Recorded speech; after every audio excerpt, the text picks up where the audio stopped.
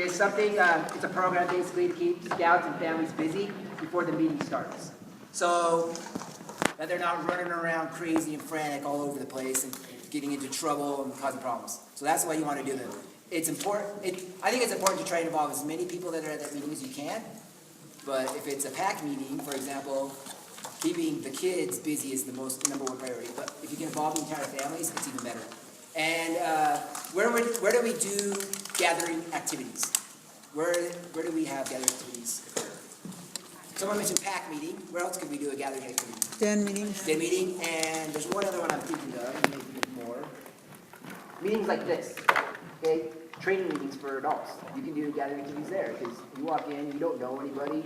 It's great to find a gathering activity. So wherever you're at, you can always do them. They should only take a few minutes. What types of activities are good for gathering activities? What do you guys think? Crafts. Crafts are awesome.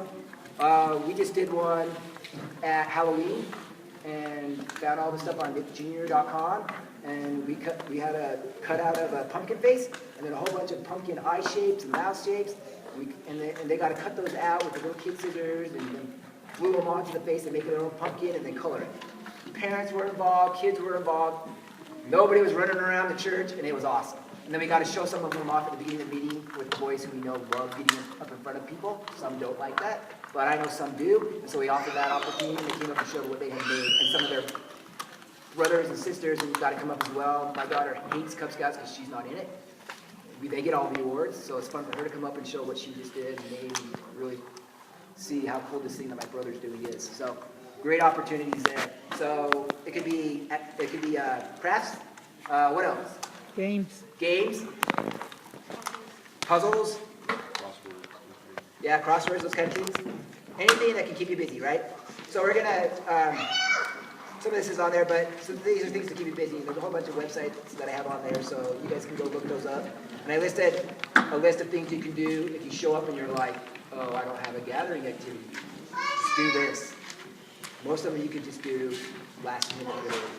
And so, like Wolf Bear, anybody played Wolf Bear? It's Duck Duck Goose, but with wolves and bears. Instantly, every Cub Scout will be busy. Most of the kids, the adults won't even care, but you'll have no chaoticness, and everybody will be happy. So there's either you get a paper fight. Have you guys ever had paper snowball fights? You throw a bunch of, you have piles of paper in the middle, and everybody runs up, makes snowballs as much as they can. It's like dodgeball. You reach on one side of the gym or the room where you're at, and then you make a whole bunch of snowballs, and then when somebody says go, you start throwing the snowballs. And then when time ends, usually about a minute and a half, then you say stop, and whoever has the most snowballs on their side, you just kind of estimate it, is the loser. So the winning team is the one with the fewest snowballs on their side. So you're just trying to get them all to the other side as quick as you can. And there's another version in there I mentioned as well. Another activity that I want to try, if I can find the end of my screen, we'll try it. If I can't, then I'll pass. Okay. So I need as many of us that want to participate to come up here and make a circle.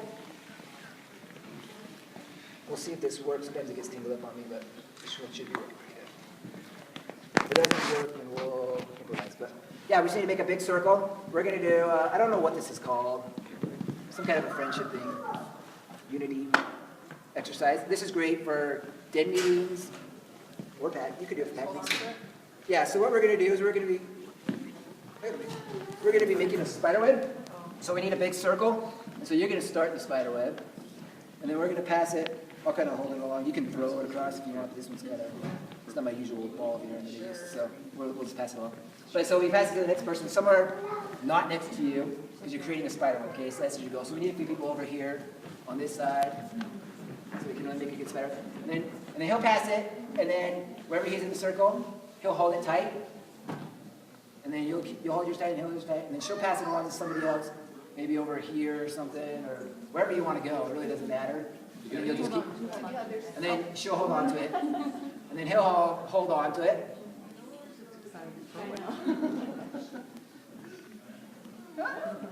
Tricky. Yeah, it might get tangled. I untangled it last night, but you know how those things are. But you'll get the idea either way. So I unraveled it quite a bit. Yarn a lot right now, so you can see it's unwound, rewound. There's a lot of fun you can have with yarn. What do you do after all the Yeah, you could do that. Usually this is more of a, it's a way to get all the kids together and stop them so they're not running around, and then at the end you can talk about unity. So it's an opportunity to present a principle to them in a fun way. And so when you get to the end, and you can even start talking about, we can even start talking about it. So what you can see is we're creating this big web. It seems kind of chaotic and hectic. A couple kids that aren't in it can start running under it. Watch out though, because they'll probably all let go and you'll have a big mess. If you don't care about your yard, you can do that. But what we can see is in order for this web, just like a spider makes this elegant web, in order for our web to stay together, we need every single one of us. If you were to let go, the web would fall apart.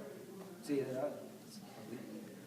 then now it looks a lot prettier. See, and as we keep going, the more people hold together, the more people we get, the more elegant it becomes, the more involved it gets, the more cool it is, the more awesome.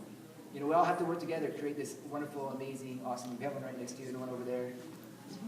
And it takes everybody to make it cool. And the more people we involve, the greater it becomes, the cooler it becomes. If we had twice so many people here, imagine what it would look like. If everybody sitting down there was up here, it'd be pretty cool. I think we're kind of to the end. So you guys kind of get the idea. And so we need everybody to make Cub Scouts fun and awesome. And you guys all did an awesome job. And somebody you can have some kids run under it, because they're probably not all going to participate. And just have fun with it. So great, awesome. You guys can sit down. And that can take just a couple minutes right at the beginning of a dead meeting. Guess what it did? Calmed all the boys down. Now what are they ready to do? Listen. I'll tell you what, I was a wolf leader. My boys were so wild up. I had to do something to calm down. Usually it was running around the church or something, but do a quick lap around the church. But you've got to do something to calm those boys down and to get them focused on the meeting and get them ready to be involved and excited and having fun. So I mentioned a couple of things about gathering activities that are important. First is that they're not mandatory. You should never expect every single person to participate or require it. You should always invite them and make sure they know they're welcome to come and participate and make it seem like the most fun thing they've ever done. But they never are required to participate because we don't want them leaving because he made me do something I didn't want to do. That just is not the way it is. So they're always voluntary, especially for parents. But I do have parents that get involved in gathering activities as well. And so there's a couple of things I want to highlight on here, and you can go on the website and get them. I also want to point out a couple of places when you're looking for gathering activities. The internet is awesome, but it's also the internet. It's huge. Finding good activities, although, is tough. And so I recommend a couple of places to go. There's some websites on here that I mentioned on here. One is Pinterest. If you're not a fan of Pinterest, it's not just for girls, stay-at-home moms, crafty ladies. It's for everyone. I'm on Pinterest now because I had to be in order to look at stuff. And it is an awesome place. There's a lot of guys getting on there now too. So it's for everybody. And it's for Cub Scouts. Oh my gosh, I went on there and I found, usually I find a site that has one or two things I like and that I kind of see everywhere. And then every once in a while I run across, and I put them on here, a couple of pages on Pinterest that have, I like almost everything on them for Cub Scouts. Cub Scout, they has one on gathering activities, and one that's just called Cub Scouts. I don't remember. They just keep giving me suggestions of new ones. And there's some awesome things. There's one of a mother that does stay-at-home activities for like parents, kids who are homeschooled. They have all these engineering type activities you can do that are really cool, and really easy and fun, that boys love to do. So there's a lot of them on there. If you don't know what Pinterest is, or you're not on there, ask anyone.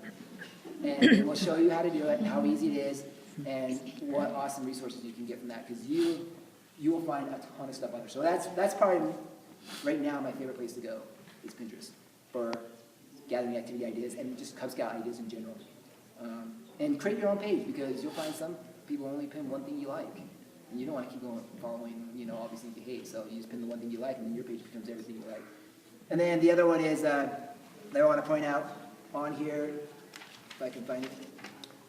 It's called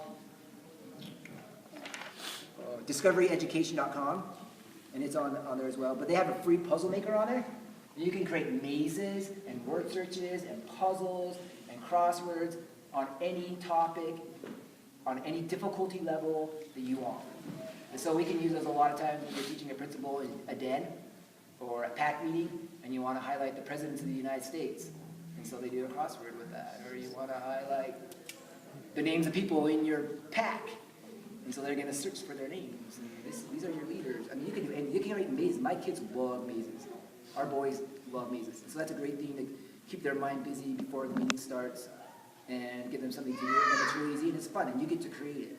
And so I like nickjr.com for their printables page. There's a whole bunch more of them like this, but that's one I like that I've discovered recently.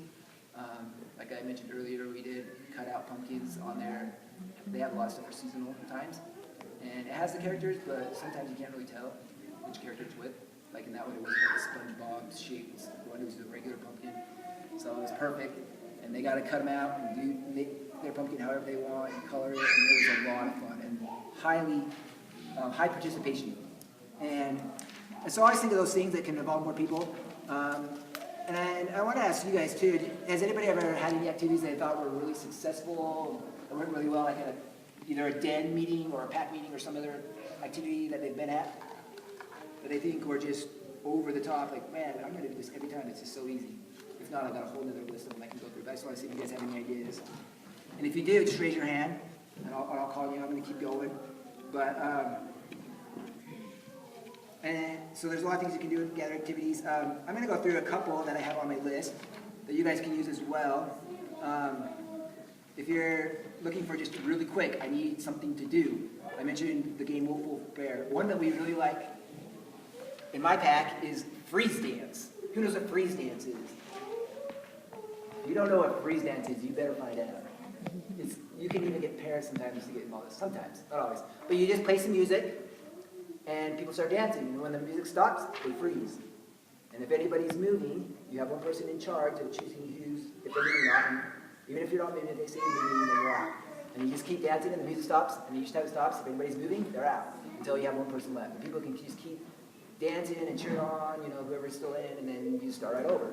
And that can go, short or as long as you want. That's a really fun activity. I did it New Year's Eve, and the kids, all the kids that were there, different families, are begging for it at their birthday parties, and everywhere they go, they want to play freeze dance, because it's so much fun. So that's a great one. Tag, you can do any kind of tag. I don't recommend regular tag at a pack meeting unless it's outdoors, because it just gets too crazy. But indoors, you can do like toilet tag, or partner tag, and you can have a little zone where they can't go out of, so it's in a limited location, that kind of a thing.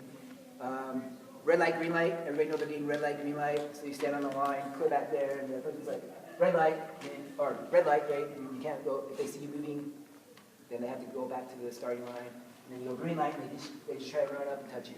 And if you turn around and say red light, and they're moving, wherever they say is moving, has to go all the way back. So and the first one to touch you is it, and then they get and everybody gets It's time. So a lot of great activities. 30 seconds.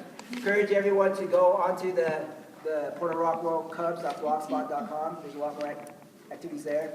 And if you have any questions, I'll give you my email. It's not on the web, but I'll give it to you. It's Bryan with a Y, so BRYAN, free, FREE, 2, the number 2, @gmail.com. And I can send this to you if you don't have a copy of it. If you don't have access to online, I do have a couple of extra ones here that you can take if you need to. And then enjoy your next class. Have fun.